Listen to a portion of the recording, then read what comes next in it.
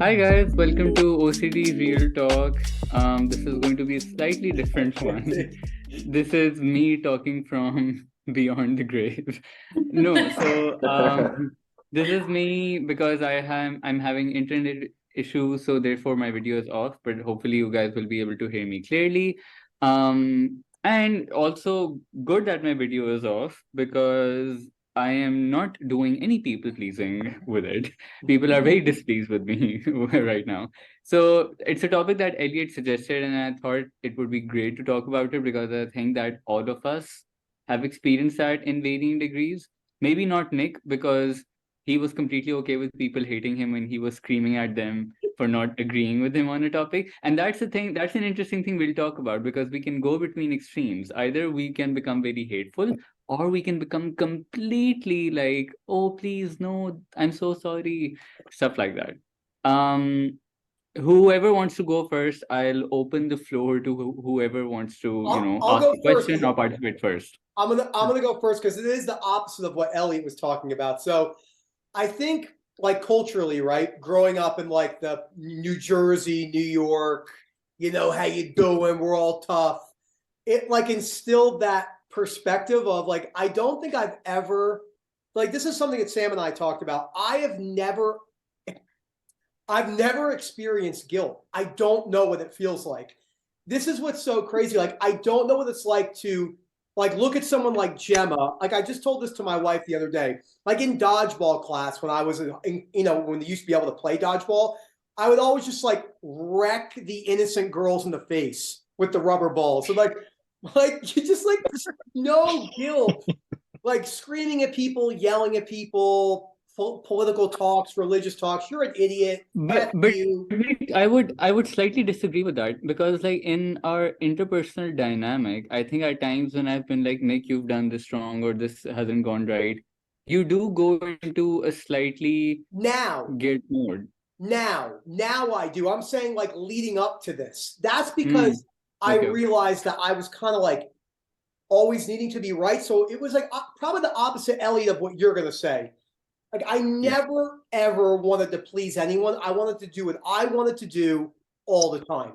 And if you didn't agree with me, I would let you know in a matter of seconds, which is just a really not good way to live your life because then you get angry, you get into a fight, and you end up in Alcatraz prison with Harley.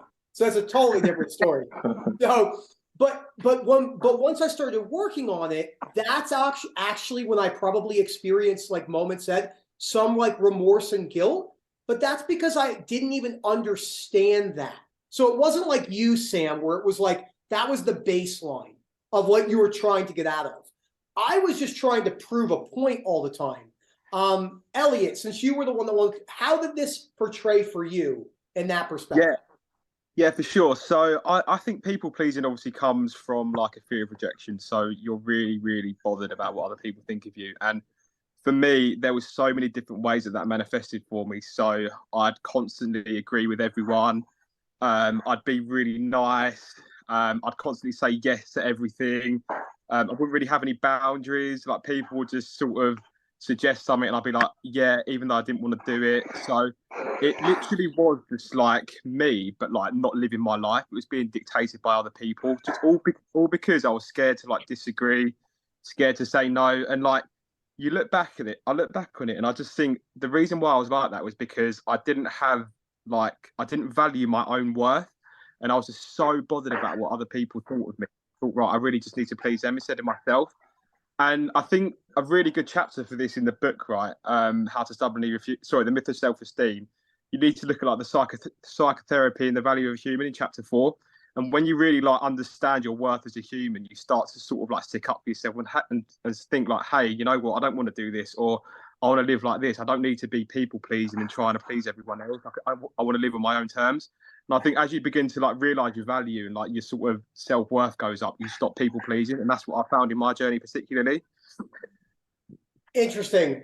So crazy how different that was in my mindset.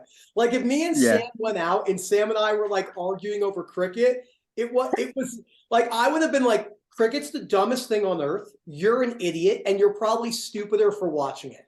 Like yeah, that's like there would be no barrier as moments that it was the total opposite. spectrum. Yeah, no, I was the same as Elliot as well. Like absolutely Yeah. no self-respect. Like, and I remember a couple of Yeah. moments where even when I was like, I remember this one specific moment where I felt like someone had completely trampled over me, right? And like just like used me in every way possible. And I was still like, no, I think I still want to keep them around in my life. And even as I was saying that, I thought, wow, what, and I mean, absolutely no dignity. I have no self-respect for I have no self-worth. And Yeah. that was like a wake-up call for me. I thought, okay, I think I need to stop people pleasing to the extent that anyone can, can, I mean, people could have used a road roller over me and I'd be like, you're the best. So, Yeah. so I mean, that really had to change. It was really bad. Gemma, what do you think for you? And also from just like a female perspective, like how did that play into everything with you? So kind of the opposite of you, Nick. So you're from a background where everyone is kind of, I don't want to say rude. Do you know what I mean? Like They everyone's are. kind of, No, they are. They're rude. everyone's a bit like outspoken. And whereas I'm British to start. And I live in Oxfordshire, which is like I don't know if you've noticed from my voice, quite like a well-spoken, like everyone's quite posh and kind of like really, really polite. Like everyone's very polite. So it's not like if you go into like London or something where you kind of get a mix of very like here it is kind of everyone is quite polite and someone will insult you and you'll say thank you kind of thing. So I've always kind of had the opposite where I've always tried to be overly polite to people, even if, I mean, I've always worked in hospitality as well before I do my job that I did now. So that obviously made me quite people pleasy because I had to be like that in work as well. But yeah, I had no boundaries whatsoever. I used to, particularly in work, I've always really wanted like my bosses and my employers to think that I'm good at what I'm doing. So I've always been like, yeah, sure, I'll work all these extra shifts. Yeah, sure, I'll do this, I'll do that. Like, and I've always had a problem with saying no. I'm definitely getting better at that now. And yeah, it's something that I'm still working on. And I think when you've spent your whole life being a certain way, it can take time to train yourself out of it, but it's definitely doable. Yeah, do you know what a good exposure that I did for that with saying thank you when someone's insulted you, things like that, people pleasing. It's quite a common one. Is purposely not saying thank you or please. So you really feel comfortable because that's what we're saying. I do that in messages now. I used to always my messages. I put like a smiley face at the end of them and stuff. Like I had to kind of convey it with I wanted them to know that my tone was actually like being like I'll put a message and then I'll put a smiley face because I'll think, oh, did that sound a bit harsh? I want them to know. So now I'll purposely leave that off. And I know it's an exposure because it makes me feel a little bit like, oh, should I be doing that? So that's when you know it's working. Yeah, like if you go into Starbucks or something like that and just say, yeah, cup of tea, cup of coffee, and then don't say, it feels really awkward. I remember doing that. It feel right because it's just silent, but that's quite good for that. People pleasing. If I like me, so I can't say no. I'm bending over backwards, mainly at work, like you say, Gemma, where it's not saying no to any tasks, just saying, yeah, I'll do this, yeah, I'll do that, because you're afraid of conflict or just sticking up for yourself. So you are bending over backwards. Yeah. I also want to give another example of something that happened quite recently to me. So I was at like a wedding fair, and there's suppliers there, and they're trying to sell you stuff like use our service, use our product, etc. And just saying no to people there was just quite difficult because it's just awkward, isn't it? Because they're trying to sell you everything. And you go, yeah, that's great. Yeah, I'll do that. You do this. Yeah, take my details, blah, blah, blah. Actually saying no because they're kind of not expecting that. And then there's a bit of discomfort there. So that was a good exposure in a way. That's interesting. I want to ask Alexander, let me ask you a question. Like in your country and like your culture, is there a lot of like please and thank you, or is it more abrupt? Like like I said, in New York City, there is no like thank you. It's just like everyone's just like tunnel vision, like they don't say anything. What's it like where you are, Alexander? In the place where I was born and raised, there was like no boundaries at all. It's like it's normal when people like now when I come to visit my parents, people from that village can ask like, uh, where are you going to have a marriage, or how much do you earn, and stuff like that, you know. But in the cities, it's now it became like as society becomes more polite in the world, there is the same situation. Yeah, that people, as I can see, are more polite to each other. And describing my situation, it's very similar to Elliot's. Like he described, I think I created this behavioral strategy since the middle school when I experienced some bullying, and then I decided that if everyone will like me, then everything will be okay. So I try to please everyone. Like again, saying yes to everyone, even to my closest friends. Provided the example, I remember I was hiking with my mother, and my really close friend gave me a call and asked if I can come to him and help with something. But it wasn't something like important. And I was like, yeah, sure, I'm not busy. And I left my mom and come to him. My mom said that I'm like kind of, what are you doing? Are you stupid or something? We planned to hike together. So yeah, and no self-respect and self-dignity. So now, after going through a recovery journey, sometimes I think, oh my God, how much I was in this, behavioral patterns of pleasing other people. It's weird, really, really weird. It's but but I also understand you now, because when I started recovering, I became really stubborn from some period of time, that I am always right and other people must understand me. So yeah, I have an experience of the other side. Yeah, and it's easy to swing the other side too, Yeah. because I think what's hard for all of us, I know Jem and I have talked about this too, I'm sure Elliot and I have too. It's like we have to remind ourselves that unconditional acceptance is for us and nobody else.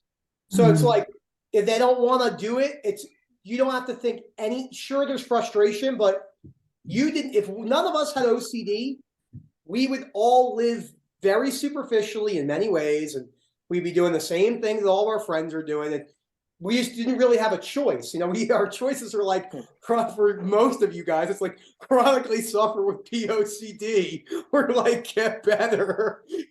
It's like you don't really have a choice, which makes it difficult. Harley, what about you? You seem just like such a soft-spoken, nice individual. I can't even imagine Marley getting upset. Yeah, no, I used to people please a lot. And for me, people pleasing and not wanting to make a mistake went hand in hand for me. So there'd be times where like I'd always, similar to all of you guys, like always saying yes to things and always trying to for me it was like I'd put people first more than I'd put myself first. And that was a problem, because I look and think the people that I'm putting first, they wouldn't necessarily do that for me. So why am I doing it for you? I need to start focusing on myself a lot more. And that helped me get out of a people pleasing mindset. And then even little things like being on time for events, like if you're worried about being late, etc. And I even have a friend now who's very much like that, who's very much like people pleasing, all about people pleasing. I try and tell him, look, you're going to be late to things. You're not going to be able to please everyone. It's inevitable. You're going to upset people. There's nothing you can do about it. But yeah, I used to be very much like that's very, so very. it's so and crazy. that's the thing, I think, because like when you're people pleasing, you also, when you don't have the wisdom and the awareness, you also see it as a very admirable quality. Like, oh look, I put people first, I I'm think so about nice. exactly. So I true. think of others first before myself. Like I sacrifice so much, that kind of thing. And it can easily go into that territory, obviously. And it's only And I don't think I have come across any people pleaser who long term has acquired too much happiness from it. Like, I think, especially in your mid 20s, like, because you're early, up till your early 20s, you're very much still figuring out life, and you're still, in that nascent stage of like gathering wisdom. But like mid 20s onwards, even other friends and people who I've seen around me who are people pleasers, it starts to burn them out. People start getting really burnt out because they feel like I just got off a call with someone today who is 33 years old, and he said he has a hard time not people pleasing. So imagine at 33, how much burnt out you would be and saturated you would be, constantly feeling like you have to be there for people, constantly feeling like you can't say no, you can't upset anyone, you can't disagree with them. For me, even disagreeing on something like a movie choice. If somebody says, "Oh my God, this is an amazing movie," and I would say, "No, this was a shit movie," I would be terrified of saying that because I didn't want to upset their feelings or didn't want to create any kind of distance between me and them. And this plays into like many themes, like even our OCD, where you don't want to disagree with your partner on an opinion because you feel like you'll start creating that disconnection and emotional distance with them, that you have to be on the same page so that you can remain connected very, very, like, thoroughly with them. So it can play into like different themes at different ways, like with Gemma at work, because then you have fear of, let's say, losing your job, fear of losing money, fear of not being able to pay for your house, or like providing for your family. So then that fear can latch onto like money related OCD problems, and then you want to people please with that. So it has like various shades of it with different themes. Yeah, that's a great point, Moment. I'm reading a book right now by a guy that's been a coach for 50 years. I've read 2 books. His name is Dan Sullivan. He wrote what's called The Gap and the Gain. The Gap and the Gain came out in 2022, very similar to Ellis principles. And I'm reading a new one, which is called like basically why it's an interesting principle. It says why 10x is easier than 2x. And basically the whole mindset is like, in order to get to a perspective of like, if you have a goal in your life, it actually is easier if you think of the goal sometimes so big that you're willing to do so much work because no one else is going to do that. But one of the number one things that he said, and I've used this in my own life, it's really hard. He goes, if you have a goal in your life and you want to really be successful at it, you have to become very good at saying no. That's really hard. So it's like if you have a goal of, I don't know, let's say Elliot calls me up and he's like, dude, I'm going to open up the biggest chocolate store where I live. I'm going to be the best.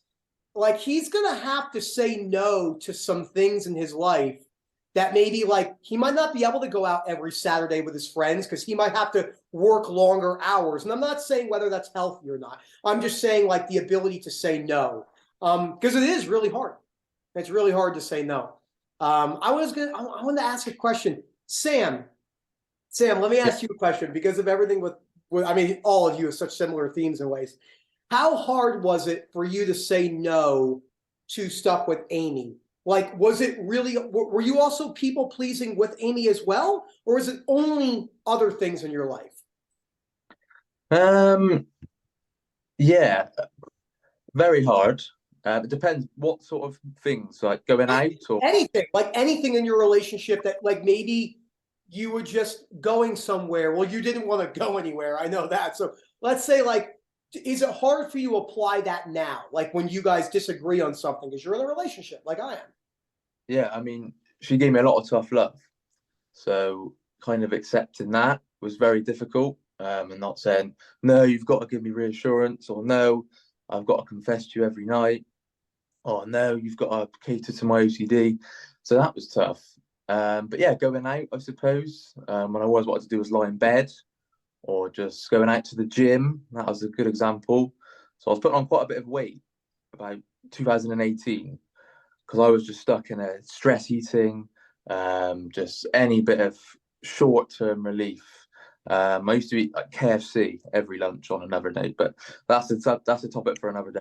That's great. That's a great life decision right there. I don't know. I'm just gonna say that.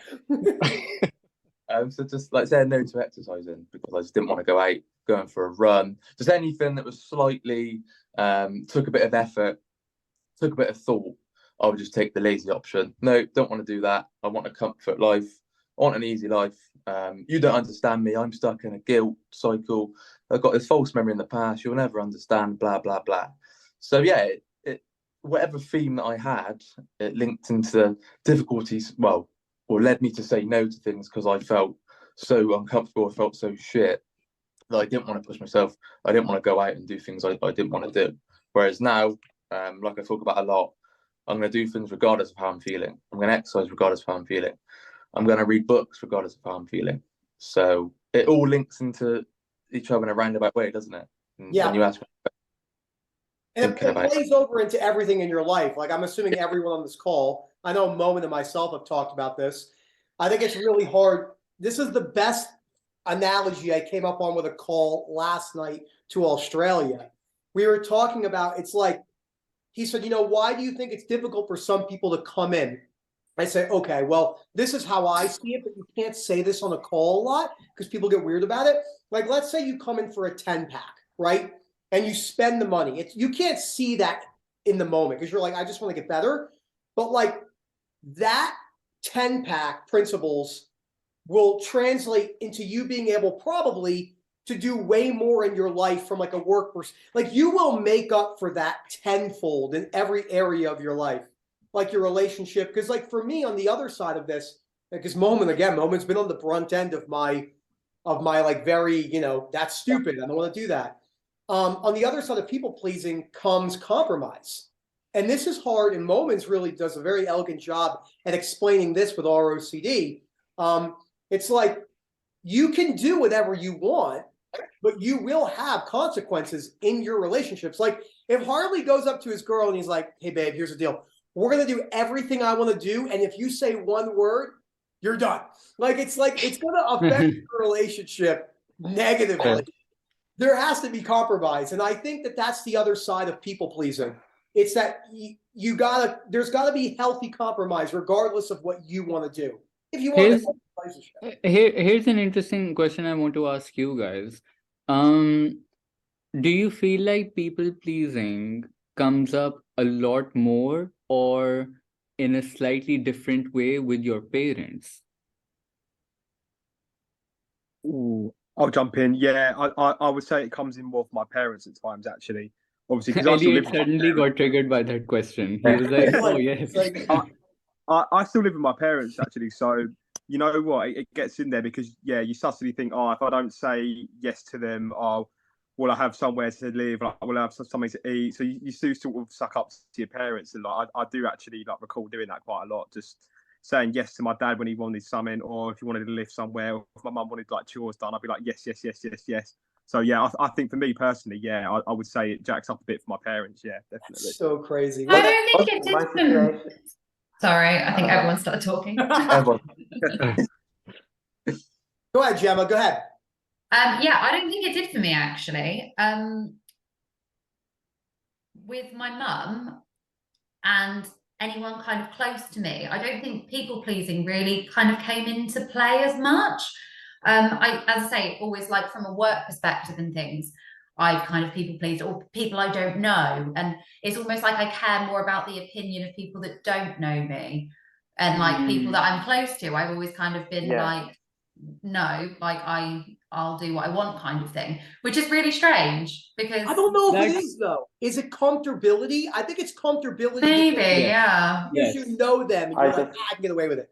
It can go either extreme. Sorry, Alexander, go ahead. I have had this situation when I was pleasing to people I don't know, and with my parents I like wasn't like that, never. And now the idea came to me. It wasn't like that because I knew that my parents like accepted me unconditionally, and I wasn't afraid of their rejection, you know. On the other side, I must like other people, like friends, colleagues, and so on. I had to be nice to them. That's a good because point. of Like the fear of here's the best way to describe it, right? In a funny way. Like my wife, I have no problem like burping or farting in front of her, but I'm not gonna like go in the mall and like fart in front of random people. They'll be like, like Yeah. it sounds funny, but the comfortability of like them, like like Alexander, that's such a good point. It's like that they love you unconditionally, so you could kind of get away with more stuff than like the stranger. Well, first of all, I would never admit what Nick just admitted on this call. Secondly, I told you, no guilt. What did I say? secondly, I feel like it can go. And that's the thing. Like it can really, it varies from person to person, and it becomes very contextual. So for some people, they'll be terrified of displeasing their parents or their family members, but might not care about society, right? I was kind of like that as well. But other people might be terrified of society, but not their family or other loved ones. So it can literally be or some people can be terrified of both rejection from their family and society. So I mean, for them, it's both ends. So it can literally be anything. I got a question for you with Oh, sorry, Harley. Did you say something? No, go. Yeah. A question for you all with people pleasing. Do you get with, let's say, money or picking up a bill? So let's say you're out with your family or with your friends and just finding it awkward for asking people to pay their part, even though that why should you pay for everyone? But I thought that's an interesting question, because it's also like if you cover for someone and then you need that money back, but you'll be very awkward asking for money back. That's a very interesting scenario. I've 100% done that before. I'd rather not have the money than ask them for the money Yeah. back. Like, I'll just be silently bitter about it. I'll be really bitter about it, but I will not say a word. I literally, we're going to Utah in like 3 weeks. So Sam, no. The answer to me is no. I messaged my buddy and I'm like, dude, you didn't pay your damn part of the thing yet. Give me your money. Like, I really messaged him that. I wish that was me. I really do. Asking for your own money back. I guarantee you though, these are the things like Sam, even non-OCD sufferers, the money one's a big one. Changing plans, like let's say Gemma has plans made and something comes up that's like pretty important. And Gemma's like, I'm not canceling the plans with these people. Like that stuff happens to people every day, millions of people all over the world. And the tip one is another big one. Like, oh yeah, if I don't leave a big tip or I don't tip someone properly or anything like, Nick, people pleasing is behaviorally is huge. Nick, is that a big thing in the States, leaving a tip? Is it seem that you need to do that? Dude, my wife, because I was a server for years. So like I joke around and say, this is my famous saying. I say, you literally could pour a milkshake on my head in the restaurant. I'd still probably tip you 10%. Like tipping is you know what, Sam, you might have got me on that one, because if I left no tip, I would probably be like, damn, like. There's your exposure. Go on, Em. There's your exposure. The reason for that though, Sam, is because in the USA they don't have minimum wage. So whereas we have minimum wage, so servers in America, they're only paid like $2, $3 an hour or something ridiculous like that, and all of their money comes from tips. Whereas in the UK, people are paid a fair enough wage that if they don't get tipped, it's not an issue. So I think it's a lot more. It's different. Yeah, it's different. But there's little things like that, like behaviorally. You know what's really funny? This brought me back to the first thing Moment said. Moment's gone from like this people-pleasing person to like, you guys see in the WhatsApp group, Moment can be like, he means it but like Moment will just no emojis, no smiley faces. He'll leave me on red for 2 weeks now. Like he'll literally leave me on red for 2 weeks. Moment will be like, this is reassurance, and then disappear for like a week. Nick, I just wanted to go off the question you asked Alex about what people pleasing is like and where he's from, because I thought it was really interesting. Because if you go to somewhere like Japan, for example, people pleasing there is like extremely high, and like coming from, and I went there about 4 or 5 years ago, and coming from London where people aren't necessarily always polite to you, going from there to Japan, it's almost if like it's strange because you can't it's almost overwhelming to an extent, because it's like wherever you are, whether you're in a bar or a restaurant, they're always polite, that people pleasing is very high there, so I don't know how they would. Colorado, yeah, big culture shock for me too. Like, if you try to walk across a street in Manhattan, when they have a green light, they will just kill you. They'll run you right over. You know, here in Colorado, like Manitou, where I do that big staircase, it's like a hippie town. So like, they'll have a green, I'll be standing there and they'll be like this. I'm like, no, you have a green. Like, I get angry. I'm like, you have a green. I'm like, yeah, come on over. So it is overwhelming. That is really funny. So did anyone, we have 3 minutes left. Does anyone want to add any final tips of like why to not be a people pleaser? Like, I know one of you guys say. I'll go with this. I'll just say that, I mean, the degree at which people can vary from family to family and culture to culture, and obviously then like the permutations of it are endless, right? So but here's the thing, don't get stuck in, just like people think, oh, I'm having these thoughts, therefore I'm treatment resistant. It's in a similar way, people can think that, oh, this is part of my culture, therefore it's difficult for me to overcome people pleasing.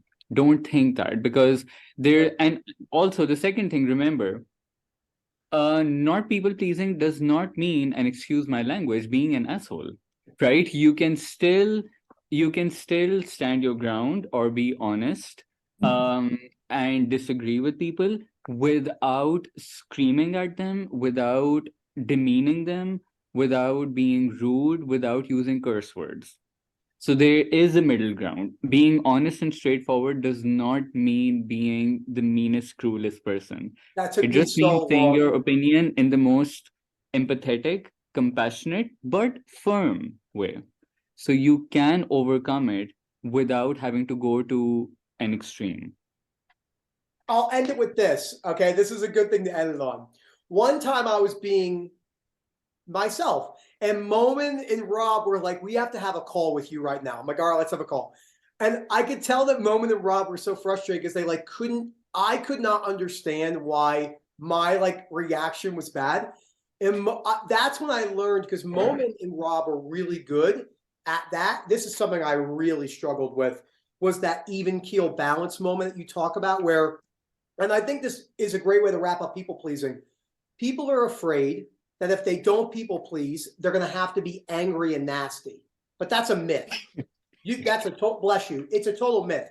You can stand your ground firmly and accept that the other person might not take it well and still work on that. That's a great point, Momin. That's a really good point. Guys, it was a pleasure. Yeah, we should end it before the call kicks us out itself. Talk about manners and culture. Okay, we're done. All right, guys, say bye. Bye, guys. See you guys next week. Bye. See you guys.